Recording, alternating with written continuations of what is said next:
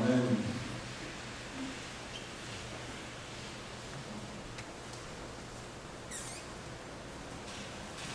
오늘 본문에 나오는 시각장애인은 나면서부터 볼 수가 없던 그런 사람이었습니다. 장애인들을 위한 복지 시설도 없었고 어떤 정책도 없던 그런 때에 이 사람이 살 수 있는 길은 다른 사람들을 의지해서 살기 위해서는 구걸을 해서 그렇게 살아야 했던 때입니다.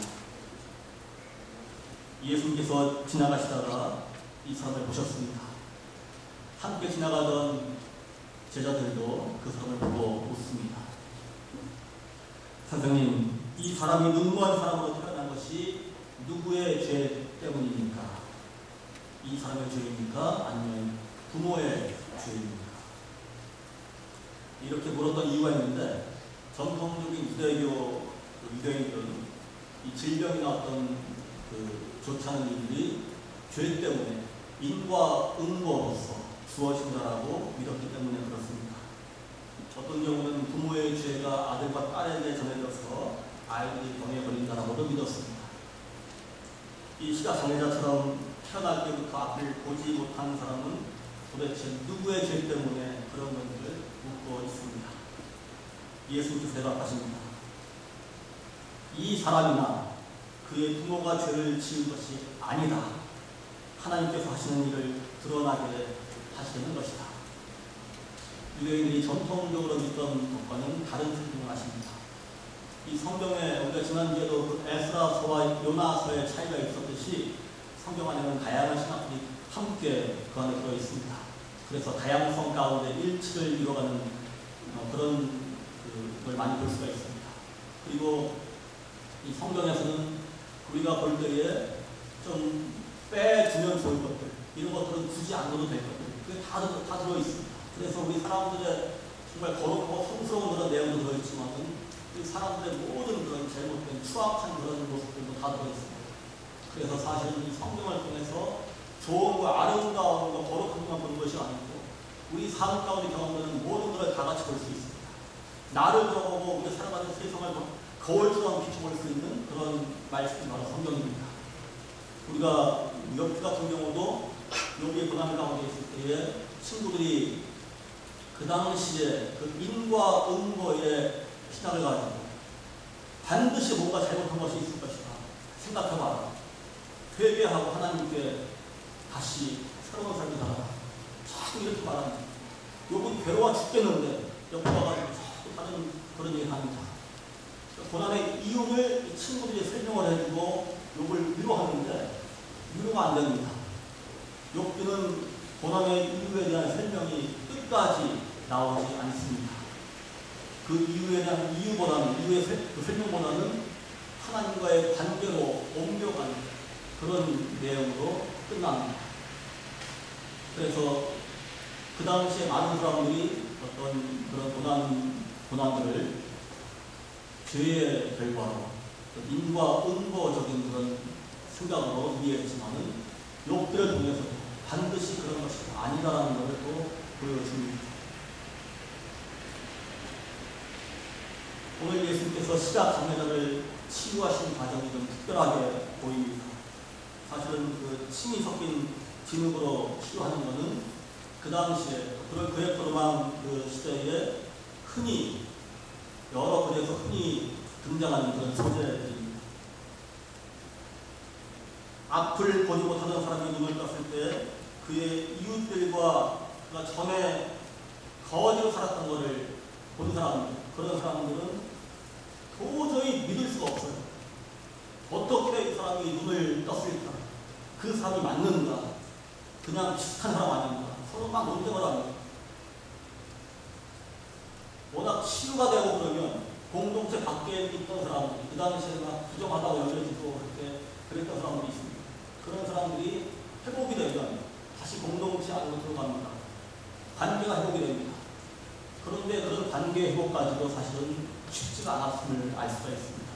이 사람이 지금 다시 들어가려고 하는데 사람들이 반기는 분위기가 아닙니다. 그 사람 맞나? 아닌가? 자꾸 이러면서 자꾸 이 사람 사람의 그런 치유되는 모습들을 확인하려고 합니다. 검증을 하려고 합니다. 그렇게 논쟁할 때에 이 눈 뜬 사람이 내가 바로 그 사람이요 하면서 예수께서 고쳐주신 그런 모든 일들을 이야기합니다.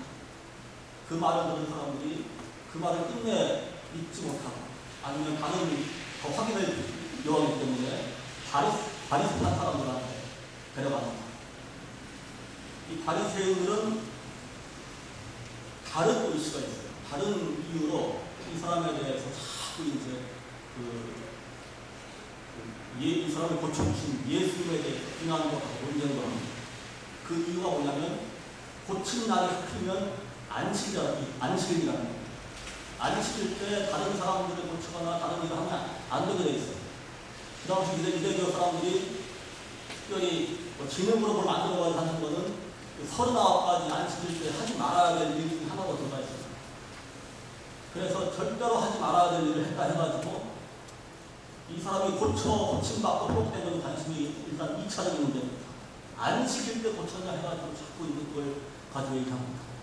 그리고 그래도 이 사람의 고친 그 눈먼 사람이 앞을 보게 된 거 보통 일이 아니지 않느냐 해가지고 예수님의 그런 사역을 인정하려는 사람도 있고 그렇지 않은 사람도 있고 자꾸 논쟁이 생깁니다.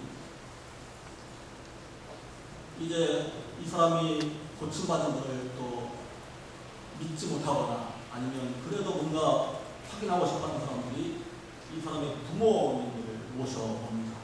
그래가지고 물어요. 도대체 무슨 일이 일어났습니까? 묻습니다.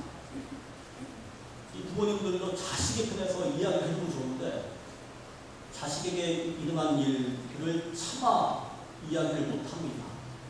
그동안 오랫동안 떨어져 있던 사람은 사실 이미 그렇게 밖으로 맺혀진 사람은 가족들로부터도 끊겨진 사람들입니다.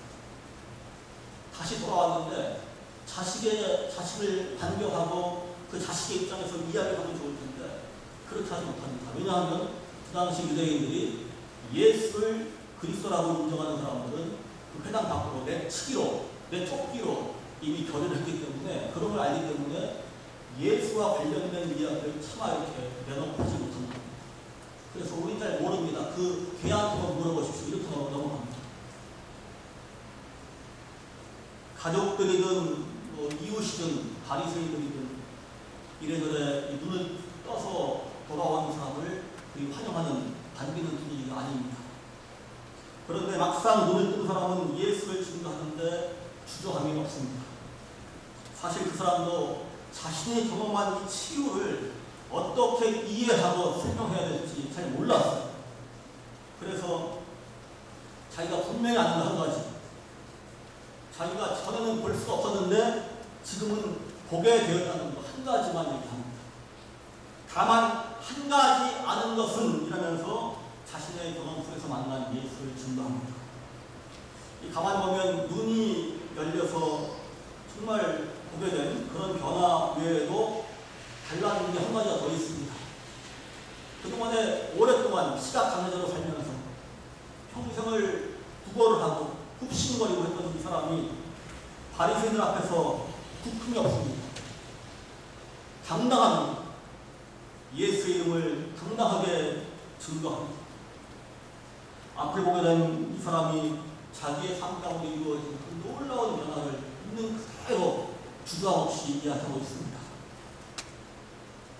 예수님께서는 사회적 약자이고 또 종교적으로 제의적으로 부정하다고 여김받은 사람들 가운데 들어가셔서 그 안에서 하나님 나라를 선포하시고 또 이 사람들이 그렇게 막 억눌리고 손가락질 당하고 무시당하고 이런 사람들의 그 안에 들어가셔가지고 당신들도 여러분들도 하나님께서 다른 어느 누구와 마찬가지로 인간의 저런 가지고 눌림없이 막힘없이 그렇게 fully 정말 하나님의 은혜 가운데서 삶으로 부름받은 사람들입니다.